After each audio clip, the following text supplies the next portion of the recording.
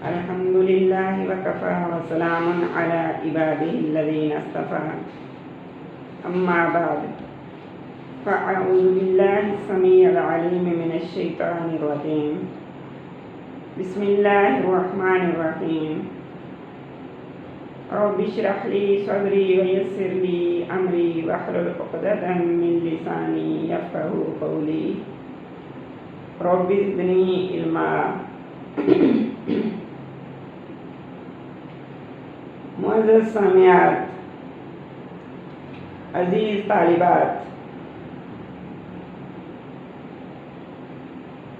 ہم نے اس سے پہلے قولی عبادت کیا ہے اور سب سے اعلیٰ عبادت کیا ہے، عبادت کا اصل کیا ہے، اس پر تفصیل سے بات کی۔ مجھے یقین ہے کہ آپ کو سمجھ آ گیا ہوگا۔ قولی عبادت پکار ہے اور پکار کے لائق صرف ایک ہی ذات ہے، اللہ رب العزت کی۔ اللہ کے سوا کسی اور سے سرسوز پکار شرک ہے۔ اللہ کے سوا کسی اور سے مانگنا شرک ہے اور مانگنے والا مشرک ہے۔ شرک بھی ہے اور کفر بھی ہے۔ اللہ سے بھی مانگو اور اللہ کے علاوہ کسی بزرگ سے بھی مانگو تو یہ شرک ہے۔ اور اگر اللہ سے مانگو ہی نہیں، کہو ہمارا سب کچھ انبیاء، اولیاء، صدیقین، شہداء، ولی، بزرگ، ہمیں سب کچھ انہی کی قبروں سے مل جاتا ہے، انہی سے مانگنے سے مل جاتا ہے، تو یہ کفر ہے۔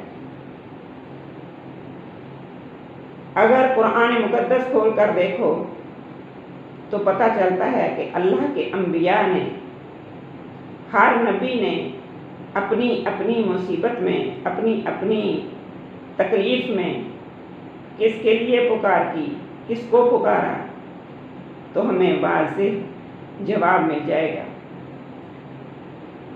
بات لمبی ہو جائے گی۔ آج ہم نے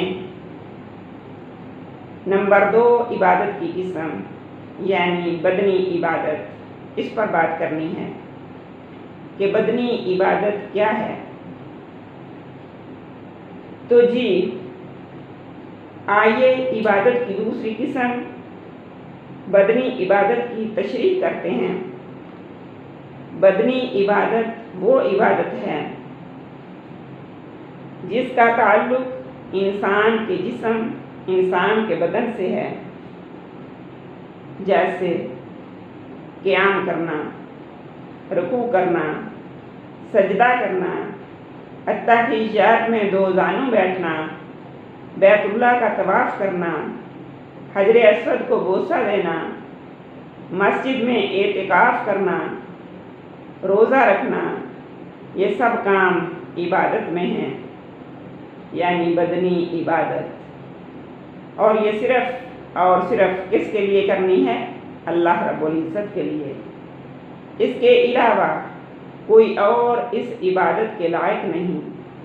جیسے قولی عبادت کے لائق صرف اور صرف اللہ رب العزت کی ذات ہے۔ ہمیں ہر حال میں، ہر تکلیف میں، ہر پریشانی میں، ہر مصیبت میں نجات دینے والی اللہ کی ذات ہے اور پکار بھی صرف اسی کے لیے ہے۔ اسی طرح ہر حال میں ہماری بدنی عبادت کے لائق بھی صرف اللہ رب العزت کی ذات ہے اور ہمیں ہر صورت میں اللہ ہی سے مانگنا بھی ہے، یعنی پکار بھی اللہ کی ہے، اور عبادت یعنی بدنی عبادت بھی صرف اور صرف اللہ ہی کے لیے کرنی ہے۔ بدنی عبادت میں جیسے میں نے کہا کہ قیام، سجدہ، رکوع، التحیات، طواف، حجر اسود کو بوسہ دینا، مسجد میں اعتکاف کرنا وغیرہ وغیرہ، یہ سب بدنی عبادت میں شامل ہے۔ اب اس بدنی عبادت میں سب سے عظیم عبادت کیا ہے، یعنی وہ کون سی حالت ہے جو سب سے اعلیٰ ہے بدنی عبادت کی، سب سے افضل ہے اور اللہ کے سب سے زیادہ قریب بندہ کس حالت میں ہوتا ہے؟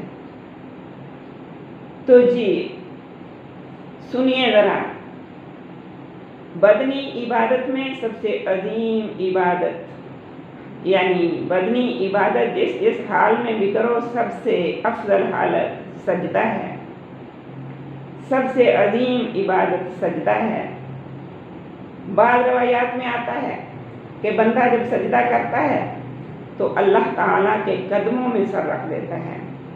تصور میں یہ رکھو، جب ہم بھی سجدہ کرتے ہیں ہمارے تصور میں، ہمارے خیال میں یہ ہونا چاہیے کہ ہمارا سر اللہ رب العزت کے قدموں میں پڑا ہے، اس لیے سجدہ بھی صرف اور صرف اللہ ہی کے لیے ہے، یعنی اللہ کے علاوہ کسی اور کے قدموں میں سر رکھنے کا ہم تصور بھی نہیں کر سکتے۔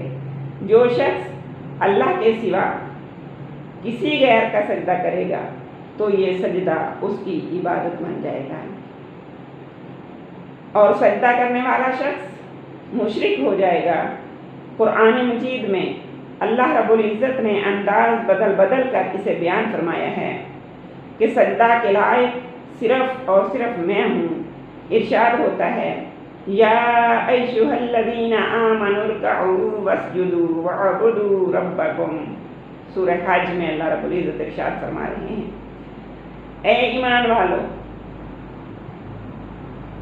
رکوع کرو اپنے رب کے سامنے۔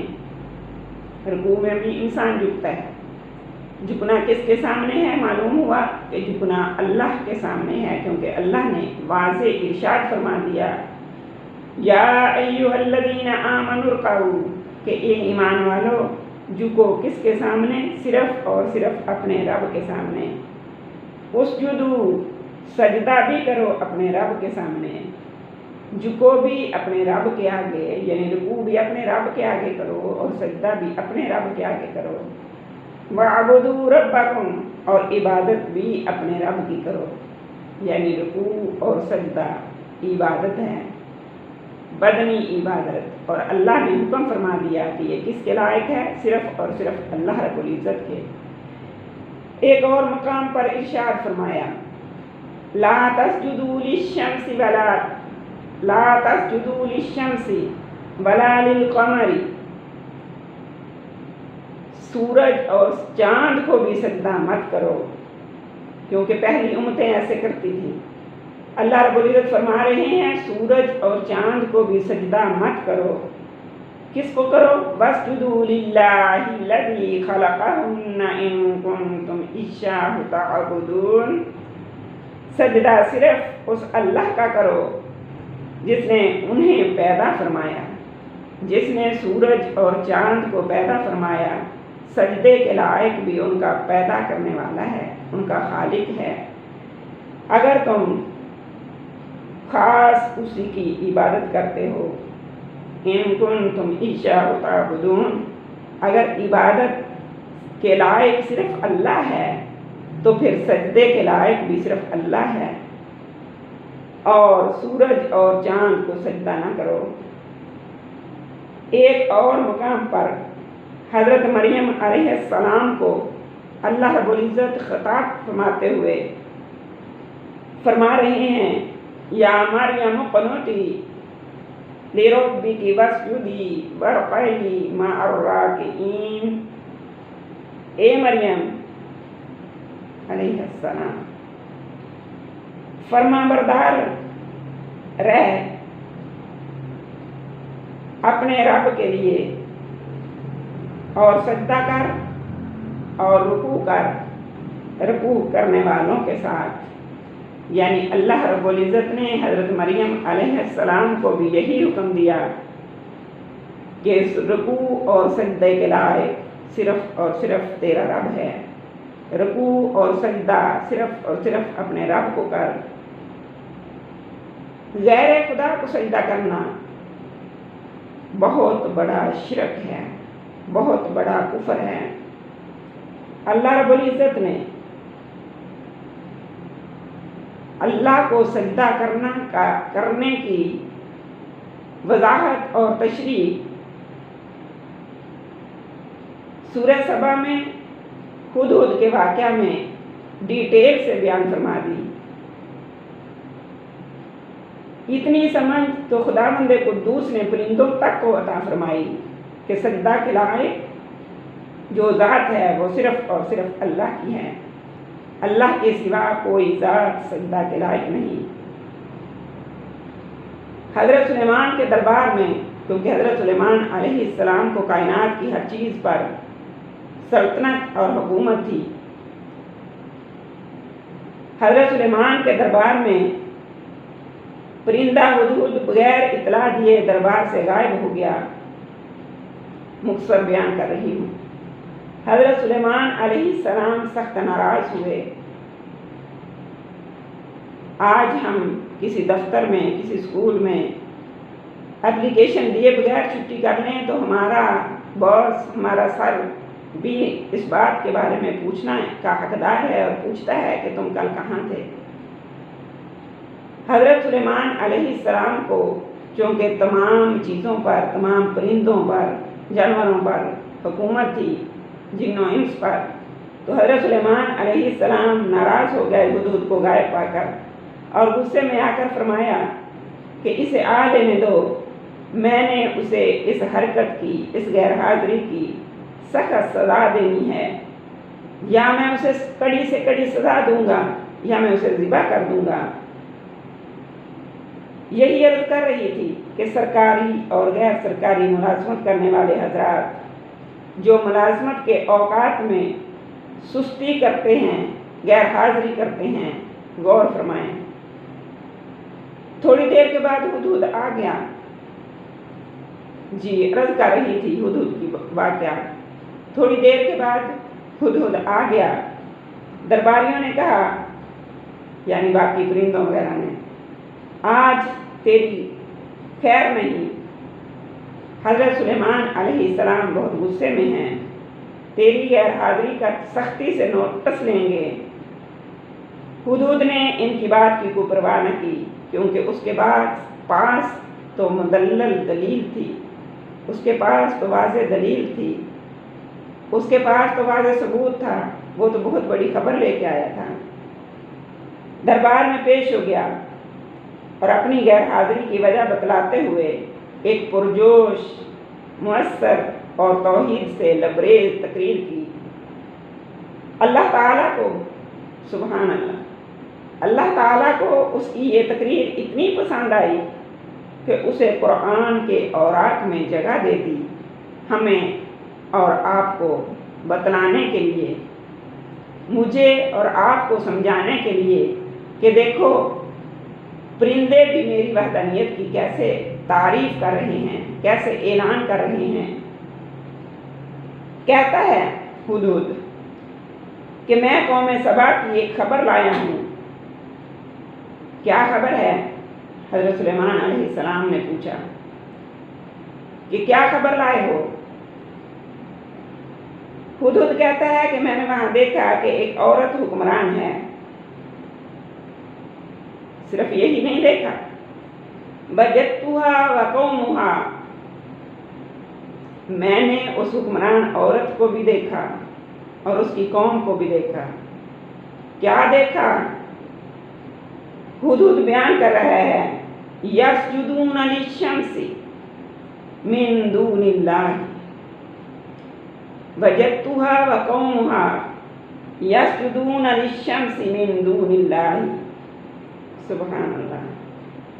ہدہد کہہ رہا ہے کہ میں نے اس عورت کو پایا، اس کی قوم کو پایا، کس حالت میں پایا کہ وہ سورج کو سجدہ کر رہے ہیں اللہ تعالیٰ کے علاوہ۔ سبحان اللہ۔ میرے اور آپ کے لیے سبق ہے کہ ہدہد کو بھی یہ دیکھ کر کتنی حیرت ہوئی، کتنا تعجب ہوا کہ سجدے کے لائق تو صرف اور صرف اللہ رب العزت کی ذات ہے، اور یہ قوم یعنی قوم سبا جو ملکہ بلقیس کی قوم تھی، وہ اللہ رب العزت کے علاوہ سورج کے پجاری تھے، اور ہدہد یہ دیکھ کر برداشت نہ کر سکا۔ اور ساتھ ہی کیا فرما رہا ہے؟ ہدہد کیا کہہ رہا ہے؟ وَزَيَّنَ لَهُمُ الشَّيْطَانُ أَعْمَالَهُمْ۔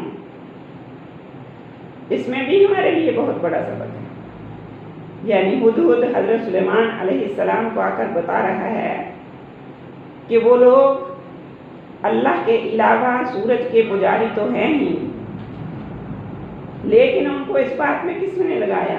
وَزَيَّنَ لَهُمُ الشَّيْطَانُ أَعْمَالَهُمْ، اور سجائے ان کے لیے شیطان نے ان کے اعمال، یہ شرک عمل ان کی نظروں میں خوبصورت کر کے کس نے دکھایا؟ شیطان نے۔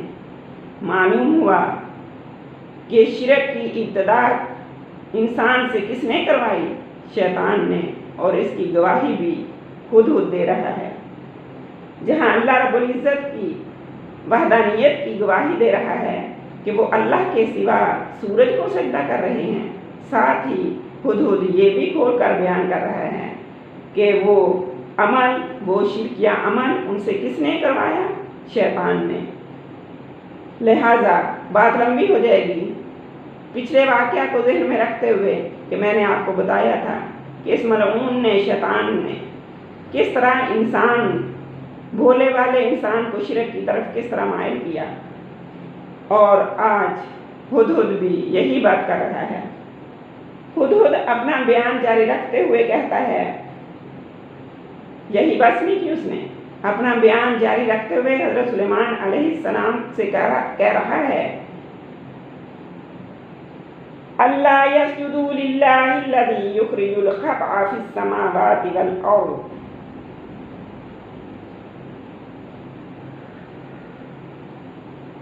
وَيَعْلَمُ مَا تُخْفُونَ وَمَا تُعْلِنُونَ۔ وہ لوگ اللہ کا سجدہ کیوں نہیں کرتے جو اللہ آسمان اور زمین کی چھپی ہوئی چیزوں کو باہر نکالتا ہے۔ یخرج الخبء فی السماوات والارض، وَيَعْلَمُ صرف چیزوں کو باہر نہیں نکالتا، وَيَعْلَمُ مَا تُخْفُونَ وَمَا تُعْلِنُونَ، جو وہ چھپاتے ہیں اعمال، جو وہ چھپاتے ہیں خیالات، جو وہ چھپاتے ہیں بھید، اللہ تو ان کو بھی جانتا ہے، اور جو وہ سرعام کرتے ہیں اللہ ان کو بھی جانتا ہے۔ تو پھر وہ سورج کو سجدہ کیوں کرتے ہیں؟ سورج پہلے چھپا ہوا ہوتا ہے، پھر اللہ اسے ظاہر فرما دیتا ہے۔ چاند چھپا ہوا ہوتا ہے، پھر اللہ اسے ظاہر کر دیتا ہے۔ ستارے چھپ جاتے ہیں، پھر اللہ انہیں آسمان دنیا پر جگمگاتا ہے۔ بارش بادلوں میں چھپی ہوئی ہوتی ہے، پھر اللہ اسے ظاہر کر دیتا ہے۔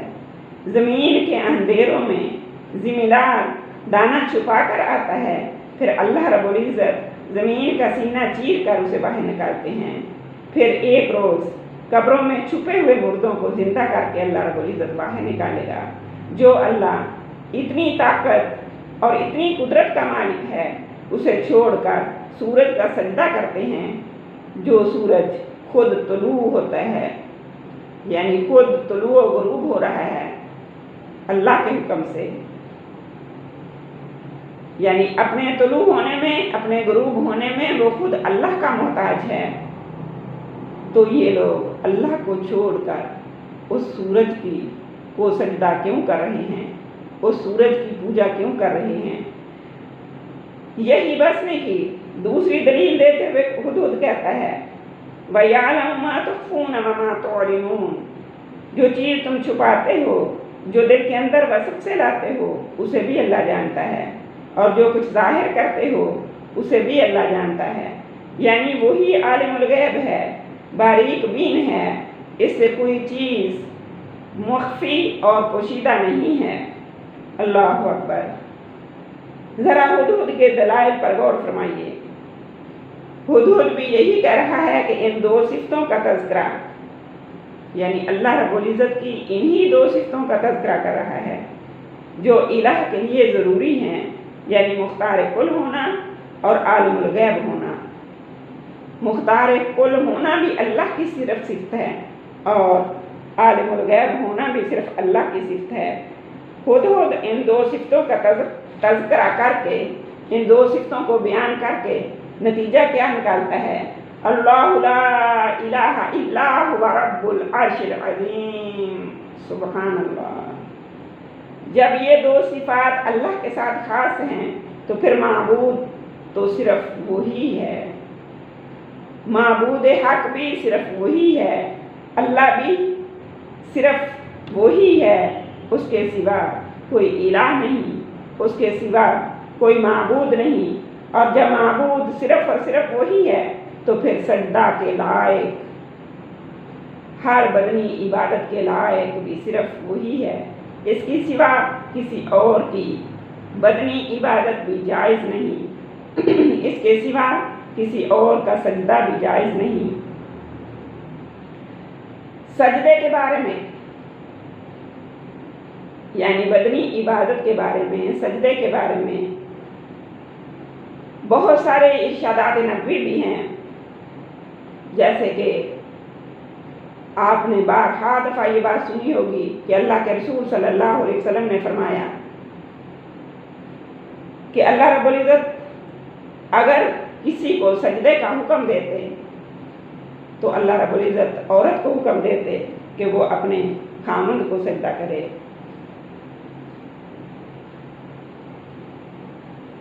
اسی طرح ام المومنین حضرت ام سلمہ رضی اللہ تعالی عنہا نے حبشہ میں عیسائیوں کا ایک گرجا دیکھا جس میں تصاویر تھیں۔ انہوں نے یہ واقعہ حضرت صلی اللہ علیہ وسلم کے سامنے ذکر کیا تو آپ صلی اللہ علیہ وسلم نے ارشاد فرمایا کہ یہ وہی لوگ ہیں، اولئک وہی لوگ ہیں اذا مات فیہم الرجل الصالح کہ جب ان میں کوئی نیک آدمی مر جاتا ہے، بنوا علی قبرہ وہ اس کی قبر پر مسجد بنا دیتے ہیں، بنوا علی قبرہ مسجدا اس کی قبر پر مقبرہ بنا دیتے ہیں، مسجد بنا دیتے ہیں، عمارت بنا دیتے ہیں، وصوروا فیہ تلک الصور اور وہ اس میں اس نیک آدمی مرنے والے کی تصویر رکھ دیتے ہیں۔ اللہ کے رسول ارشاد فرما رہے ہیں اولئک ایسا کرنے والے، یہ لوگ ایسا کرنے والے لوگ شرار الخلق عند اللہ، آپ صلی اللہ علیہ وسلم اپنی زبان اطہر سے فرما رہے ہیں کہ اللہ کی مخلوق میں یہ بدترین شریر لوگ شمار ہوتے ہیں۔ اللہ رب العزت سے دعا ہے کہ اللہ رب العزت ہمیں اپنے آگے سجدہ کرنے والا بنائے۔ ہم صرف اور صرف جھکیں تو کس کے آگے؟ اپنے پیدا کرنے والے کے آگے۔ ہمارے سجدوں کے لائق صرف اور صرف اللہ کی ذات ہے، اور اللہ رب العزت ہمیں اپنے آگے جھکنے والا، سجدہ کرنے والا بنائے۔ اور اس کے لیے اللہ رب العزت نے جب ان لوگوں کی یہ حالت دیکھی تو اللہ رب العزت سے آپ صلی اللہ علیہ وسلم دعا فرما رہے ہیں، عرض کر رہے ہیں کہ اے میرے اللہ، ان لوگوں نے اپنے بزرگوں کی، اپنے نیک لوگوں کی قبروں کو عبادت گاہ بنا لیا ہے، تو ہمارے پیارے پیغمبر سرور کونین رحمت للعالمین اللہ کے حضور دعا کر رہے ہیں، اللہم لا تجعل قبری وثنا یعبد، اے میرے اللہ میری قبر کو بت نہ بنانا، سجدہ گاہ نہ بنانا۔ یعنی قبر کب کیسے بت بنے گی، اس کی وضاحت بھی سرور کونین صلی اللہ علیہ وسلم نے دعا میں فرما دی۔ یعبد یعنی جب اس کی عبادت کرنے لگ جائیں گے لوگ، جب اس قبر کی عبادت کی جائے گی، اس کی پوجا پاٹ شروع ہو جائے گی، اس پر لوگ سجدے کرنے لگ جائیں گے، طواف شروع ہو جائے گا، لوگ اسے چومنے لگیں گے، تو گویا وہ قبر سجدہ گاہ بن گئی، عبادت بن گئی۔ تو اللہ کے رسول صلی اللہ علیہ وسلم نے اللہ رب العزت سے یہ دعا فرمائی کہ یا اللہ میری قبر کو سجدہ گاہ نہ بنانا۔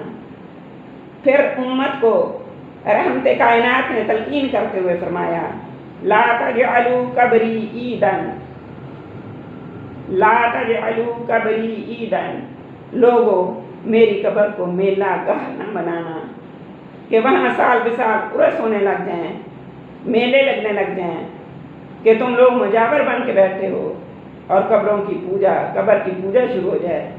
اللہ رب العزت سے دعا ہے کہ اللہ رب العزت ہمیں اس شرک سے بھی اپنی پناہ میں رکھے۔ ہر قسم کے شرک سے اللہ سے ہر وقت پناہ مانگا کرو، کیونکہ اللہ رب العزت ہی ہمیں بچا سکتے ہیں۔ یہ ہمارے اپنے اختیار میں کچھ نہیں، ہم تو صرف کوشش کر سکتے ہیں۔